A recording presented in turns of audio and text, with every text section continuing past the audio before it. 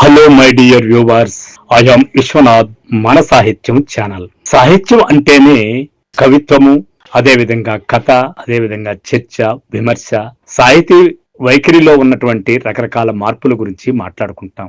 కానీ నిజానికి సాహిత్యానికి అనుబంధమైనటువంటి ఆలోచనా పరుడు బాలగోపాల్ గురించి ఈరోజు మాట్లాడుకుందాం. ఎందుకంటే ఆయన వర్ధంతి. మొన్న వరకు కూడా ఆంధ్రప్రదేశ్ కావచ్చు, భారతదేశం మొత్తం కావచ్చు, హక్కుల గురించి మాట్లాడేవాళ్ళు కొందరు ఉండేవాళ్ళు. ఆ రోజుల్లో హక్కులు అంటే మాట్లాడేవారంటే కదా అన్నట్టు అనగననగా పేదరాశి పెద్దమ్మని కథలు చెప్పినట్టుగా హక్కుల గురించి మాట్లాడే పరిస్థితి వచ్చింది. ఇప్పుడు హక్కులు అనే వాటి గురించి కలికానికి కూడా మాట్లాడేవారు లేరు. కాబట్టి ఆ సందర్భంగా బాలగోపాల గురించి 2 మాటలు మాట్లాడుకుందాం. అవిభక్త ఆంధ్రప్రదేశ్ లో మానవ హక్కుల వేదిక వ్యవస్థాపకుల్లో బాలగోపాల్ ఒకరు. 13 సంవత్సరాల క్రితం తీవ్ర మానవ హక్కుల ఉద్యమకారుడు, న్యాయవాది మరియు ప్రగాఢ మేధావి కె బాలగోపాల్ మరణించారు. దశాబ్దం దాటినా ఆయన లేని శూన్యతను అనుభవించని ఒక్క ప్రజా ఉద్యమం కూడా లేదు. ఆదివాసీల హక్కులైనా, దళితులపై అఘాయిత్యాలైనా, కులాల ప్రశ్నలైనా, అభివృద్ధి ప్రాజెక్టుల పేరుతో నిర్వాసితులైనా సరే, బాలగోపాల్ తెలుగు నేలలోని ప్రతి మూలకు, దేశంలోని ఇతర సంఘర్షణ ప్రాంతాలకు తన గొంతు అవసరమని భావించిన ప్రతి చోట నడిచాడు. అటువంటి బాలగోపాల్ ఎక్కడ పుట్టాడు, ఎప్పుడు పుట్టాడు, ఆయన ఎక్కడి నుంచి వచ్చాడు అని తలుసుకోవాల్సిన అవసరం మనకు ఉంది. ఆ బాలగోపాల్ కర్ణాటకలోని బళ్ళారిలో కందళ్ల పార్థనాథ శర్మ మరియు రాళ్లపల్లి నాగమణి దంపతులకు జన్మించారు. గణితంలో తెలివైన విద్యార్థిగా పేరు గడించాడు. అతను తన ప్రాథమిక విద్యను ఆంధ్రప్రదేశ్లోని వివిధ పట్టణాలలో పూర్తి చేశాడు మరియు తిరుపతిలో గ్రాడ్యుయేషన్ పూర్తి చేశాడు. తరువాత అతను గణితంలో ఎంఎస్సి చదివాడు మరియు ప్రస్తుత నేషనల్ అన్ని ఇన్స్టిట్యూట్ ఆఫ్ టెక్నాలజీ అయిన వరంగల్ యొక్క ప్రాంతీయ ఇంజనీరింగ్ కళాశాలలో తన పిహెచ్డి చేశాడు. ఢిల్లీలో పోస్ట్ డాక్టరల్ చదువులు పూర్తి చేసుకుని తర్వాత గణితం బోధించడానికి వరంగల్లోని కాకతీయ విశ్వవిద్యాలయానికి తిరిగి వచ్చాడు. అక్కడ అతను ఆంధ్రప్రదేశ్ పౌర హక్కుల కమిటీతో అనుబంధం ప్రారంభించాడు. 1985లో అతను ఉపాధ్యాయ వృత్తిని విడిచిపెట్టాడు.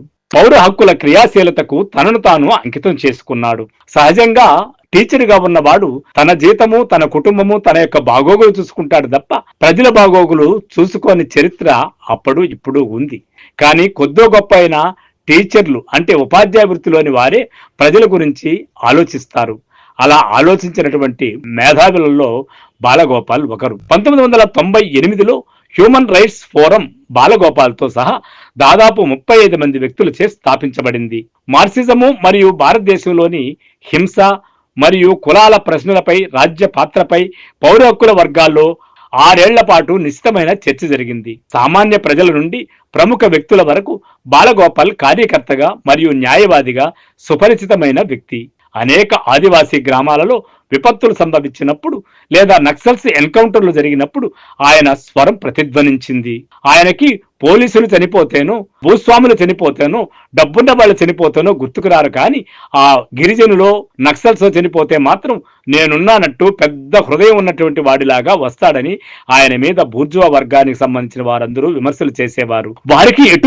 వారికి అండగా ఉండేవాళ్ళు చాలా మంది ఉన్నారు.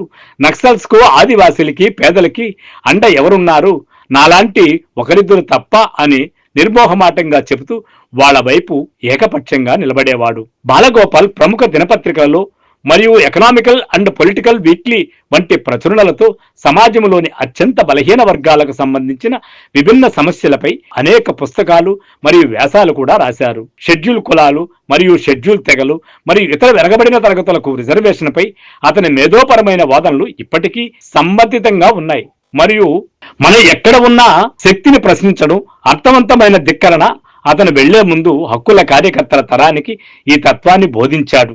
నిజంగా ఇప్పటి సాహితీవేత్తలు మా బొజ్జ మాకు శ్రీరామరక్ష అన్నట్టుగా ఉన్నారు. కానీ ఆ రోజుల్లో అంటే 1980 ప్రాంతంలో సాహితీవేత్తలంటే సమాజం కోసం ఆలోచించే వాళ్ళు అనే అర్థంలో బాలగోపాలు సాహితీవేత్తల్ని అంచనా వేసేవారు. వారి కోసం ఆలోచించేవారు. వారందరూ అలా ఉండాలని ఆలోచించేవాడు. ఆ విధంగానే తను కూడా కేవలం చెప్పులు కూడా సరైనటివి లేకుండా స్లిప్పర్లు వేసుకుని ఒక హ్యాండ్ బ్యాగ్ మాత్రం తగిలించుకొని ఎక్కడికి వెళితే అక్కడికి వెళ్ళిపోయేవాడు. సరైనటువంటి తిండి ఉండేది కాదు, సరైనటువంటి సౌకర్యం ఉండేది కాదు. అన్నిటికన్నా మించి ప్రజలు నాకు ముఖ్యం అన్నట్టుగా ఆయన పోయే విధానం చూస్తే నిజంగా ఇలాంటి మానవుడు ఒక్కడు మన సమాజంలో ఉండేవాడనా ఆశ్చర్యపోతాం. అలాంటి మానవుడి వర్ధంతి ఈ రోజు కాబట్టి ఆయనకు సంబంధించి నివాళిగా ఈ వాక్యాలు చెప్పాలని కాదు, కానీ ఆయన లాంటి వారు కొందరు ఉద్భవించాలని, యువత అలాంటి ఆయన గురించి తెలుసుకోవాలని ఆశిస్తూ కోరుకుంటూ, సాహిత్యానికి సంబంధించి సృజన ఉన్నటువంటి వాళ్ళు కూడా బాలగోపాల గురించి విపరీతంగా చదవాల్సిన అవసరం ఉందనే ఉద్దేశంతో ఆయన గురించి టూకీగా కొంత పరిచయం మాత్రం చేశాము. సో ఫ్రెండ్స్, బాలగోపాల గురించి నేను చెప్పిన ఈ కొన్ని మాటలు మీకు నచ్చినట్లయితే మన సాహిత్యం యూట్యూబ్ ఛానల్ ని సబ్స్క్రైబ్ చేయండి, లైక్ చేయండి, షేర్ చేయండి. Thank you. I am Vishwanath.